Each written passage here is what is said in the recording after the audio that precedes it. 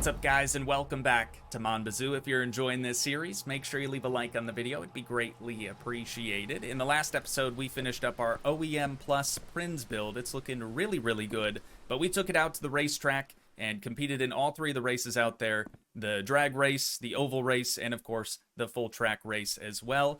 And feel free to correct me if I'm wrong on this, but I'm fairly certain that it was comparing the times that we set in the Prinz to the times that we set a long time ago in the yellow E36 right here. And if that is actually the case, that would mean that the Prinz, in its mostly stock form, is officially the fastest vehicle in Mon Bazou. And that's crazy, because again, OEM plus build, sure, but it's mostly stock. So today what we're going to do is head down to the parts store, and we're going to pick up some performance parts so we can see just how much faster this thing could actually be. So let's make our way down there now. You know, normally I would take the truck on a parts run, but now that we have this fantastic hatchback, we've got plenty of space for parts back here. I mean, that's the beauty of owning a hatchback. That's why I love them so incredibly much. But let's head on in here. We'll talk to our main man, Roger. Fresh tire smell, nothing better. Then we can head on over here and start picking out the performance parts that we're interested in. So we've got pretty much OE everything. We're gonna need an intercooler because we're gonna go turbski. You bet your sweet bippy, which means we're gonna need the turbo intake manifold. And then we don't need the performance exhaust, but we're gonna buy it anyways. Hang on, what's the difference between this turbo intercooler and the one that we just picked up? Are they the same thing? It says Koenig and Prinz. I don't know if they were the same price or not. I guess I probably should have paid a little bit closer attention to that, but I didn't even know that there was another intercooler available for the Prinz. All this stuff over here is for the most part gonna be specific to the Koenig, though we could buy these OE arms and stuff. I think we're all right. You know what? I think we're okay. The other thing that we need is, of course, the performance engine. We gotta do it. We just gotta do it. Wait, how much did that even cost? 5,200 bucks. That's more expensive than the Koenig performance engine. Okay, that's pretty wild. Since we're going turbo, we're probably gonna want the tunable ECU. So I'm gonna grab one of those, and then since we kind of just used the old truck's shift knob, I think we should probably pick up something different. So I'm gonna go with, I think, this guy. I know a lot of people have said that this sort of looks like a Honda hatchback. It's supposed to be based off of a Dodge or Mitsubishi Mirage or Colt, but I see you. I see you guys, so I'm doing this one just for you. This seems very Honda-esque. I kind of wanted to pick up some new wheels while we were out here as well, but to be honest, I just don't think we're going to be able to fit all of that on top of all of this. I know I was talking up a big game about how fantastic the hatchback is for space and whatnot. It's good, it's not that good, you know what I mean? But I think what we should at least be doing, I don't think I want to pick up any of the wheels at Rogers, so let's head over to the gas station. I know they have a couple wheels as well. I'll kind of peruse their selection a little bit, see if maybe we want to grab some from there. And if we do, I'm just gonna leave them outside, I think, because I'm not super confident. Yeah, they close pretty quick here. I'm not super confident we'd be able to make it back out here in time. But let's see what they've got. Actually, these would probably go pretty hard. I'm gonna grab these. Okay, I was curious to see if we could actually fit it all in here, and it turns out we can. The hatchback, dude, the greatest vehicle of all time. All right, we have arrived. It's time to get to work. First, I guess we gotta clean all the stuff out of the trunk, and then we can get to work. The first thing I need to do is correct a pretty big mistake that I made actually in the previous episode. When I thought I was adjusting the ride height in the front, I was actually adjusting the spring force right here. So I'm just gonna get that set back to factory the way it was before. We probably want to pop the hood too, just so we can actually access all the bolts in the engine bay. So now that we've adjusted our spring force again, I need our impact. I'm looking around here for our wrench, dude. We're so far past the wrench. We don't really need to use that here in the garage anymore. But I'm gonna unfasten the transmission and probably, what's the easiest way to do this? Probably the engine mount bolts, and then we can just kind of yoink the whole thing out of there. Wait, what am I doing? Dude, I don't got the dang beats on. What is this, amateur hour? We're also gonna need to disconnect just the 2 bolts right here on the rest of the exhaust, so that's gonna disconnect it from the back or bottom side of the manifold, if that makes any sense. So now this whole thing just comes out, and all the other parts onto the ground. I guess that works. Wait, did it? It took all the other bolts out automatically too?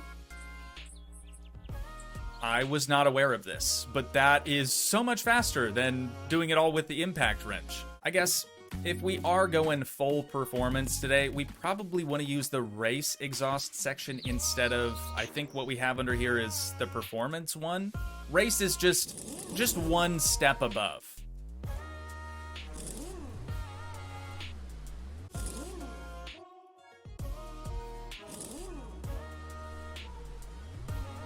I think this also means that we're going to be commandeering the E36's muffler yet again. It looks more race-esque, and ultimately, it might give us a little bit better performance. You never know.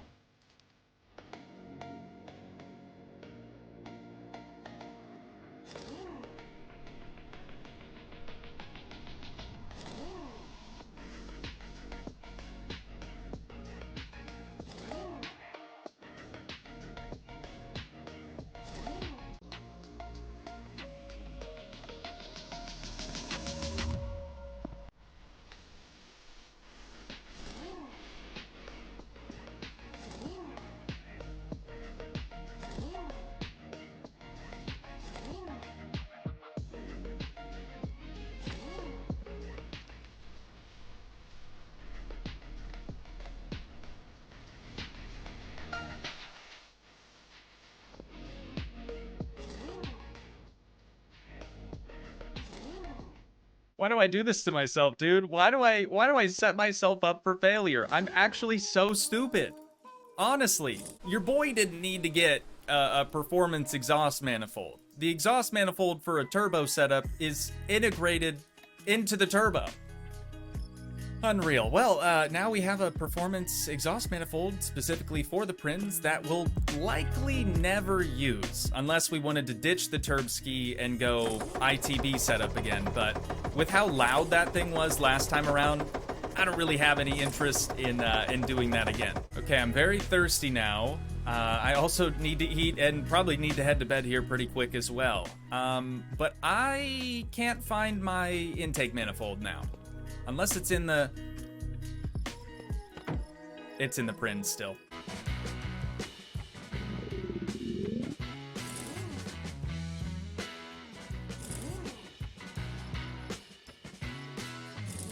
I might actually die of dehydration if I don't get some of that delicious, delicious maple syrup in my system. There we go.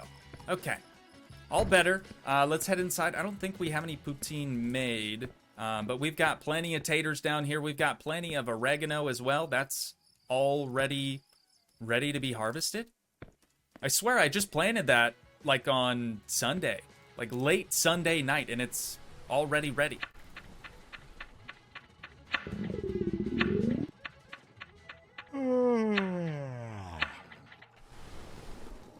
As soon as that first bowl pops up, dude, I'm all over that. There we go. Okay, now we're just really, really tired. Oh, we should probably make sure that our boy has what he needs also. Let's fill that water bowl up for him. There we go. Good as new. Yeah, I think I'm gonna sleep and we'll continue working on the hatchback in the morning. I was kind of staring at this for a few minutes, wondering why the intake port is over here when the turbo is over here, but then I remembered we still have the intercooler. So intercooler hose is gonna connect that to this, to that, to this. You get it. You get it. We're gonna finish that in the morning though. For now, it's time to head to bed. I know I said we were gonna try to finish this in the morning. We actually woke up a little past 2 p.m. It is what it is, though, right? It doesn't really matter. It's not like we have anything else really going on today anyways. But I think the last piece of the puzzle for us is going to be this intercooler. I was trying to put it on, and it didn't seem like it wanted to get bolted up. There are...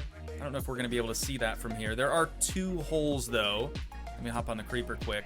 There's a hole right up here, and then there's one on the other side. So that's almost got to be where it bolts to, but I wonder if we have to, like, remove the front bumper in order to get that to go on. Surely that did it.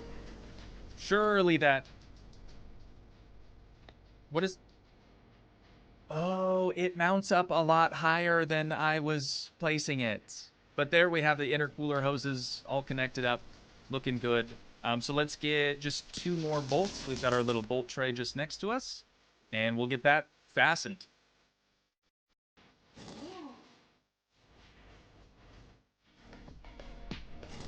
So there are actually a few more missing pieces to the puzzle yet. The first thing is our tunable ECU. We've got to get the OE one taken out, get the tunable one replaced. I've already unscrewed our truck shifter so we can get that big old acrylic monstrosity installed.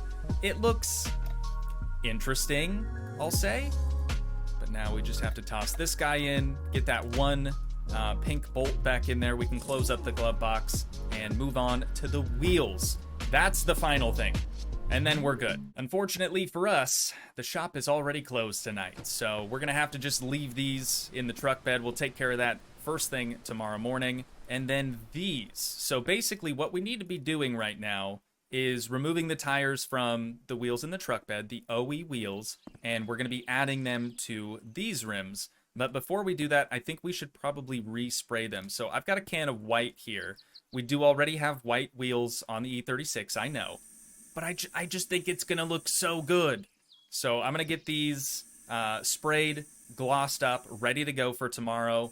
I'll head down into the bunker, you know, harvest some oregano, harvest some potatoes, and then we can call it a night. The next day. Time to see our favorite guy, Roger. Roger, what's going on today, brother? Good to see ya. As you can tell by the wheel in my hands, we've sort of got to commandeer your machine, and there's too much pressure in it. Okay, how do we take the pressure out again? Do we just use this? And then okay. It's easy.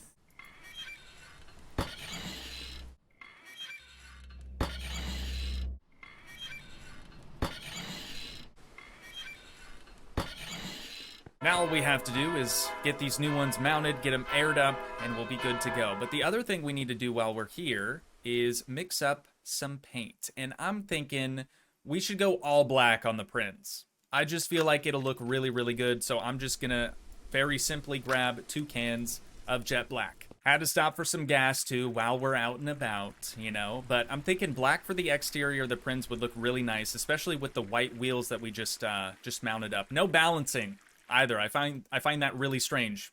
We don't actually have to balance any of our wheels and tires, which is both good and bad, I suppose. As for the calipers, I kind of want to go with blue. I feel like I've wasted quite a bit of time today just talking, just literally yapping away. So what I'm going to do here instead is not say anything and just get straight to work, get all this stuff installed, and we can go out to the racetrack. Also, I'm going to get the vehicle painted. Many, many minutes later. All right, guys, the deed is done. This is what our Prinz is going to look like for now. It's definitely not its final form. It's nowhere near its final form.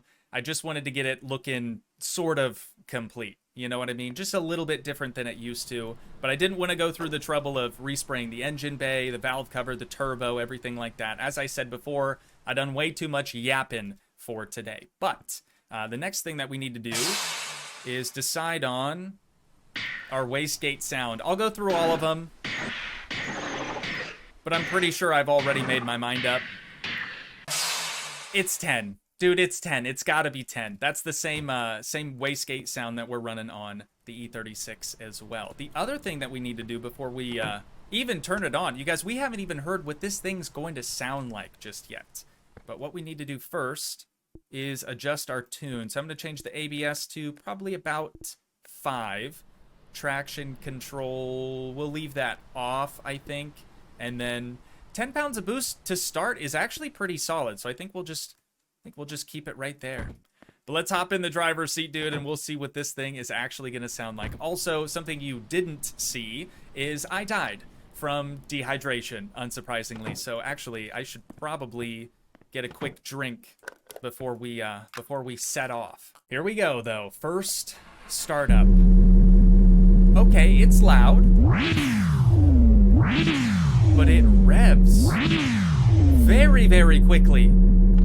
I gotta see if it's just as loud outside of the car as it is inside the car, and it is. It definitely is. Something else you probably didn't notice is I decided to respray the interior as well, just the seats. That's the only stuff that we can actually respray. But all black interior, I think, looks quite a bit better than the like baby blue or whatever it was before. But let's see how this thing does. It's already scooting, dude. Okay, no more wasting time, dude. We gotta get down to the track. It's go time. 1 minute, 37 seconds later. Okay, quick pit stop. I know. I want to get to the track too, you guys. I really do, but I'm pretty sure that we probably got some mail in here. It's important. It's important. We got to make sure that we pay our bills on time. You know the deal. Here we are. We have arrived back to our old stomping grounds. So last time that we tested the Prince in its OEM Plus form, we started with, I think, the oval track. So we'll do the same thing again. We'll do oval track, then full track, and then I think we did the drag strip last, if I remember correctly. Also, I'm gonna use controller, dude. I gotta see what this thing is truly capable of. Here we go. Dropping the clutch. Early shift to second might hurt us. Just gonna try to shift as soon as we're about to hit red line. Okay, we're going way faster through the turns now. I'm gonna have to sort of change the way that I drive this thing. There we go. 21. Oh, that's right. Because we placed the best time with a roll. So now that we had a roll through there, let's see if we can do better the second time through. Just about to hit red line on the brakes, just barely. 17. Actually, that's a whole second faster, isn't it? I'm pretty sure our previous best time was like 18.8 seconds. That is phenomenal. All right, I'm gonna do a little handbrake turn here, and we'll get lined up for the next one. We're on. Let's pull up to the line. Get ready for the countdown. Go. Another early shift to second. Should be all right. Dude, I don't want since it's front wheel drive, I'm trying not to let the front wheels spin too much. Okay, we are cruising right now, brother. Actually cruising.